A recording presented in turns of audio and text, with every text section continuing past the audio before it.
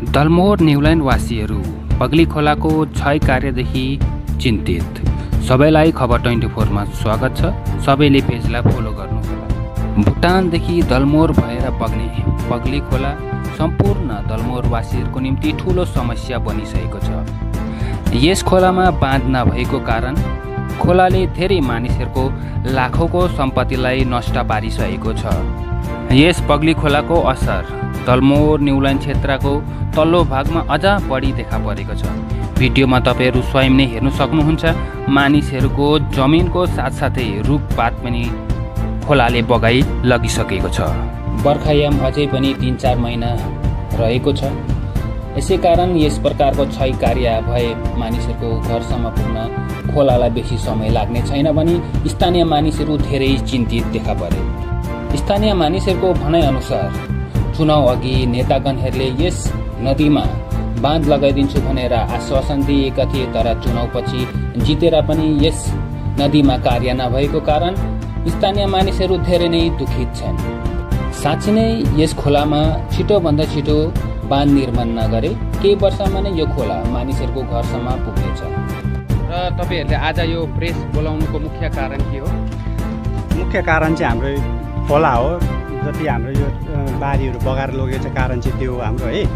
र हामीले विगत 2-3 सालदेखिको अथवा बिजेपीको पहिला सत्ता हुँदाखेरिदेखिको हामीले यो आवाज उठाएका थियौँ। केही काम नभएकोले गर्दाखेरि हामीले सत्ता परिवर्तन गरेर आज टिएमसीको सत्ता यहाँ ल्याएको छौँ।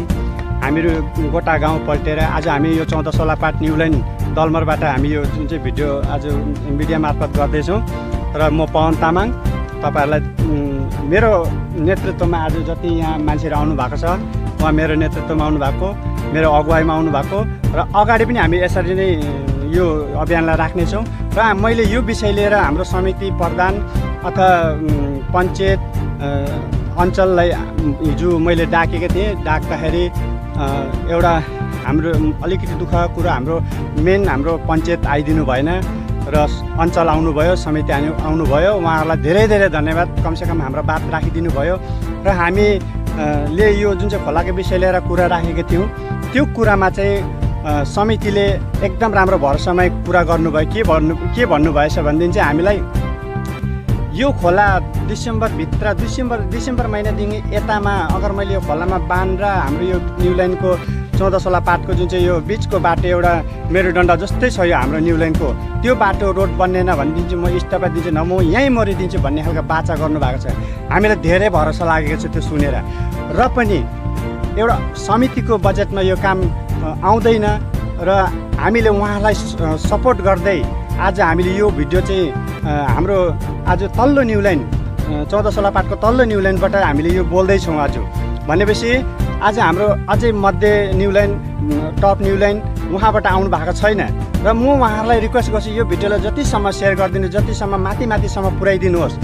आज तपाईँको यहाँदेखिको तपाईँको यो भित्तादेखि लिएर वहाँनिर म्याक्सिमम् तपाईँको 100 मिटरदेखि 150 मिटर हाम्रो क्षति भएको छ जमिन। आज एउटा गरिब मान्छेको 150 मिटर जमिन भनेको तपाईँको नभएको पनि 200 फुट 300 फुटदेखि माथिको जमिन क्षति भएको छ। त्यतिमा एउटा गरी खाने बाटो हो गरिबहरूले। र आज गभर्मेन्टलाई हामीले यति वर्षदेखिको भन्दा पनि हामीलाई अलिकति अनदेखा जस्तो गरेकोले गर्दा हाम्रो मन पनि टुटेको थियो। हामीले भोटमा विजय पनि गराएकै हो र हामीहरूको मनमा अलिकति खिन्न भएर हिजो हामीले समिति अञ्चललाई बोलायौँ, हाम्रो प्रधान पञ्चायतलाई बोलायौँ र हाम्रो पञ्चायत नआउँदाखेरि हामीलाई अलिकति दुःख लागेको छ। र समिति र अञ्चललाई चाहिँ हामीले अझै पनि धन्यवाद दिन चाहन्छौँ। र अब यो डिसेम्बरदेखि यताभित्रमा बाँध बन्नेन भनेदेखि चाहिँ हाम्रो भोट व्यर्थ रहेछ भनेर हामी बुझ्छौँ र अगाडि हामीले के गर्नुपर्ने त्यो पनि हामीले सायद निर्णय लिनुपर्छ होला। तपाईँले केही उपाय गर्नु भएन भने म चाहन्छु मेरो न्युल्यान्डवासी, मेरो यो जुन चाहिँ मध्य न्युल्यान्ड माथिको न्युल्यान्ड यो एक सरह बनिएको छ जुन चाहिँ न्युल्यान्ड आज सबैतिर काम भइरहेको छ। यो हाम्रो न्युल्यान्ड पार्टमा मात्र कुनै काम खास भएको छैन र म अनुरोध गर्छु यो भिडियोलाई सेयर गरिदिनु होला। र हाम्रो ठुलोठाला पदमा भएको गुरु महानुभावहरूलाई पनि म अनुरोध गर्छु तपाईँले यसलाई निहालेर हेरिदिनु होला, मध्यनजर राखिदिनु होला।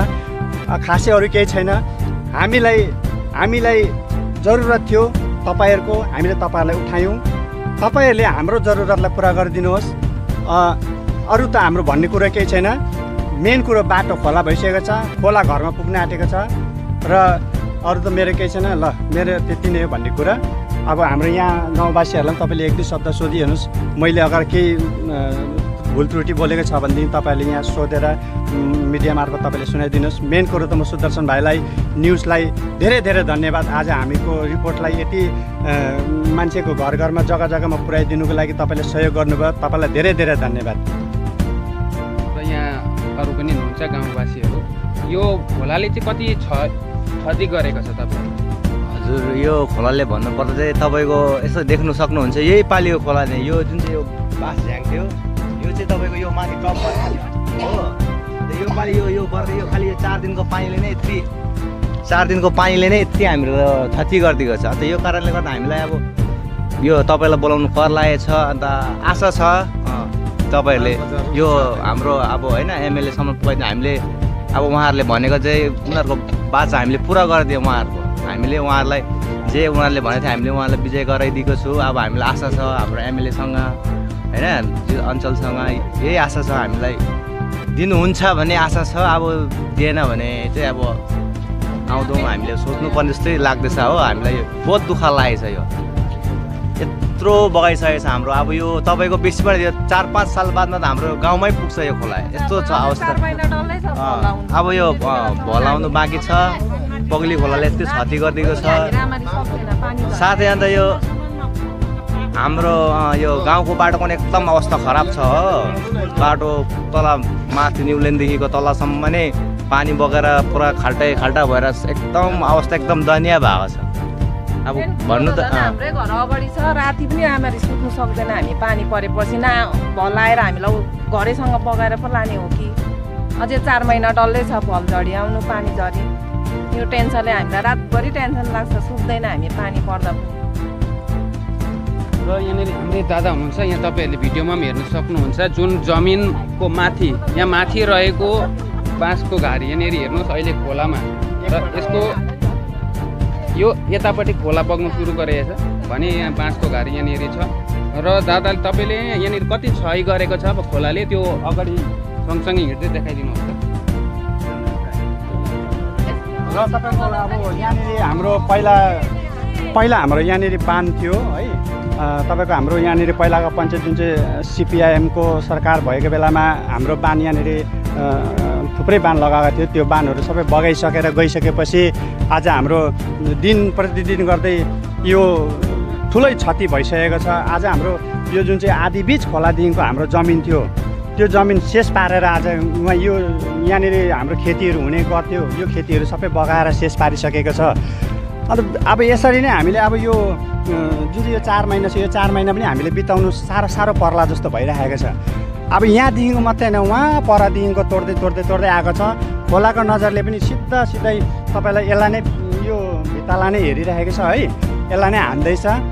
अन्त अब हामीलाई एउटा सोच्ने कुरो हो, अब हाम्रो के अरे अञ्चल समिति अथवा हाम्रो एमएलए साहेब सबैजनाले एउटा सोच्ने कुरो हो, हामीलाई यसो विचार गर्ने कुरो हो। यो हाम्रो सानो कुरो होइन, हाम्रो लागि, हामी गरिब जनताको लागि आज 100 डेजको काम छैन।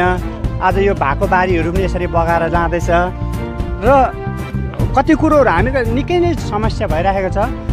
र अब तपाईँहरूले याद गरिदिनुहोस्। अरू त म के भन्न चाहन्छु र तपाईँहरूलाई हामीले बाँध भनेको काफी समयदेखिको बाँध भनिरहेका छौँ। बाँध तपाईँहरूले अब प्रोसेसमा छ अथवा के छ त्यो हामीलाई पनि थाहा भएन। तपाईँहरूले हामीलाई कृपा गरिदिनुहोस्, त्यही भन्न चाहन्छु, अरू त खास केही होइन। र तपाईँहरूले देख्न सक्नुहुन्छ यहाँनिर कति जमिनको क्षति गरेको छ खोलाले, हेर्न सक्नुहुन्छ। यहाँनिर जमिनमा रहेको रुखहरू सबै लडाएर अगाडि बगाइ पनि दिएको छ।